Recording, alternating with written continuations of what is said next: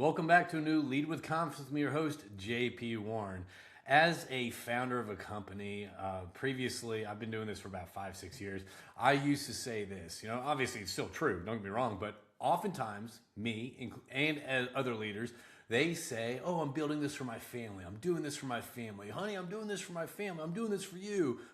However, the reality is this: if you're building it for your family and you're disconnected from your family and you come home and you really don't have a family unit anymore, what's the point? Are we really doing it for our families, or is that just something we're saying that sounds nice and actually may be true, but if you're not balancing the bucket on both sides, personally and professionally, then I'll tell you one thing: your family unit at the house will not be as strong, and that's, at the end of the day, what's the freaking point, right? So this is something we're talking about today: building presence over performance with your family. Okay, so again, this is one of those things. I have a men's group that we come to the table. We actually just had a huddle. That's kind of a small virtual get together we have, and we actually talked about marriage and relationships and family, right? And this isn't just for men. This is for a lot of people out there, right? A lot of people working out there. We are doing this quote for our families, okay? But if you're always working, your attention's always towards your work, you're stressed out with your work, and you're really not showing up. I'm not saying your best self, but even a good portion of who you are to your family,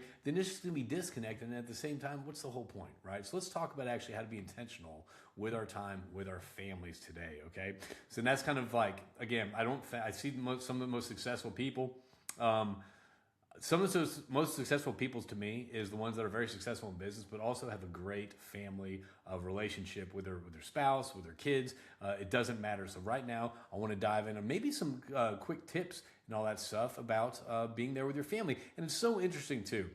During the men's call, we talked about kind of, it's so easy to like establish KPIs for our work, right? Our project needs to be done by this. Here's the KPIs, and you can actually measure that. But how do you actually measure quality time with your family? There's no KPIs behind personal relationships. There's no goals, there are goals, but there's no like clear action step. There are clear action steps. I don't even know what I'm talking about, but pretty much understand there's no KPIs with a family, but there's KPIs with work. All right, bear with me here, okay? I'm kind of riffing this on a Saturday. So, all right. So how do we actually set KPIs for our family? In reality, KPIs aren't going to be KPIs for the family. It really is just being more intentional, having more intention with our family time, okay? So let's talk about a couple key frameworks that you can actually use the next time you're actually kind of pulling the driveway after a long day of work and you have to show up your best self for your family, okay? The first thing that you can do is, number one, it's called the transitional ritual, okay? So 5 minutes before you get home, whether you're turning on your street, or maybe you're exiting the highway, something like that, take 5 minutes and really think about detaching from work and actually showing up for your family. So those 5 minutes can make or break the night. They can actually build a great rapport with your family, your spouse, your kids, whatever it is, versus showing up to work deflated, and often thinking about the day's task behind you, okay? So take 5 minutes for yourself and actually be intentional about how you're showing up for your family, okay? The second thing you can do, and honestly, we don't do this, but I really want to start doing this, is a phone basket, right? Our phones are constantly stealing our attention, right? They're a distraction, whether we talked about this previously, whether you're at a networking event or whether you're in a meeting, whether you're at something, you're always pulling out your phone, it's your safety blanket, but it's such a distraction, right? So think about the last time that your family was all together. If you start looking around, just start noticing it first before you start implementing this rule. A lot of times we'll get on our phones. We'll start scrolling our phones. Even this morning after my walk, I sat down there and my wife and my daughter are kind of sitting there and all that stuff. And I look up and I notice that we're all on our phones. So they're guilty, I'm guilty, we're all guilty of this. So have some sort of phone basket where you actually put listen, it doesn't have to be all night, but it could be for an hour. It could be for 30 minutes. It could be 30 minutes of intentional time that you're spending with each other versus being distracted by our phones. Because our phones are such an easy way to kind of pull us away from being engaged. Even when you're sitting, this is something that we're guilty of, even sitting there with your spouse, watching TV, you're binge watching something, you're really plugged in, you're quote, spending time together. And for some reason, I feel so disconnected that when we're watching the same show and that phone comes out and I start scrolling or she starts scrolling it, for some reason with me, inside it's like, we're not really here with me. You're on your phone elsewhere, but yeah, the TV show's on. But anyway, so take some time out, get a little space for your phone, and have it just sit there for 30 minutes, an hour, whatever that is. And chances are, your family might get bored and actually might start connecting again over a puzzle or mahjong or whatever it is. Okay, so have that phone basket. The third thing that you can do is the first 10 minutes rule. So whenever you walk in that door, from obviously you took the 5 minutes.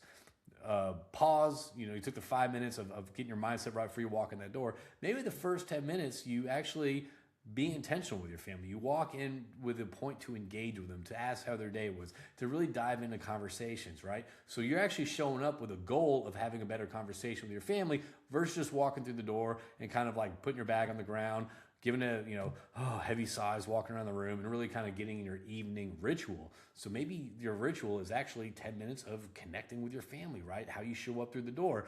I always see these reels of like, it's a split screen. It's like how little actions can actually matter more than you think. So whether it's kissing your spouse on the way out, coming back, kissing your spouse, or really kind of sitting there at the table, phones away, really kind of engaging with your spouse, and the other split screen is both on the phones. So little intentional pieces, about even 10 minutes, can actually probably fruit in your relationship with your family, all right?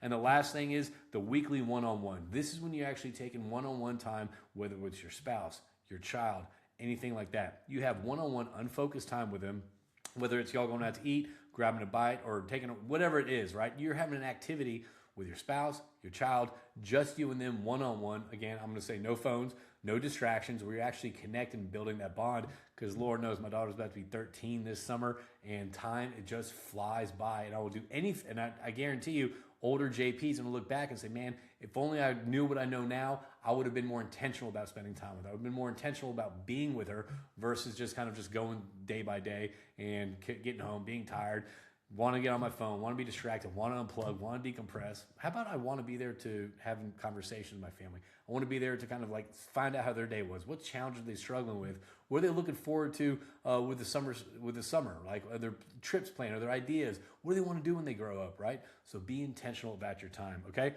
Excuse me. So my question for you is, what does present actually look like for you at your house versus what you think it looks like, right? A lot of times people think, well, I'm guilty of this. Like, well, I'm here, I'm present, but I might be behind my computer, right? I mean, there's been multiple times my daughter has come up to me and says, Dad, you're always on your computer. No, I'm guilty of this. You're on your computer. So what does actually being present look like for you? And I've done a better job at that based on that feedback. But again, what does it look like for you? Okay, is it really just being there on your phone? Is it just being in close proximity, or is it being engaged with them? All right.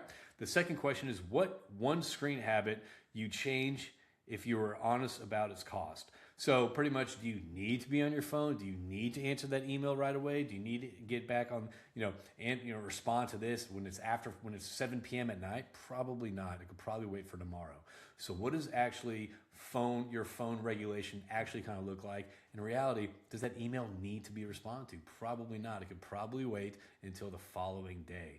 So if you are being intentional with your family, take time out and have some discipline, and maybe have that phone basket. Maybe you kind of walk in, you kind of say no phones Sunday evenings, no phone. It doesn't matter. You do you. But how intentional are you about the time with your family versus with distractions? All right. So the weekly challenge is pick one ritual from above, whether it's the transition ritual, the phone basket ritual, the first 10-minute rule, or the weekly one-on-one. Pick one and do that this week, okay? Be intentional about the time with your family, because at the end of the day, if we're doing this for our family, let's make sure we have a family to get home to that's happy and we have a good relationship with at the end of the day. So thank you all for tuning in, and we'll see you next time on Lead with Confidence.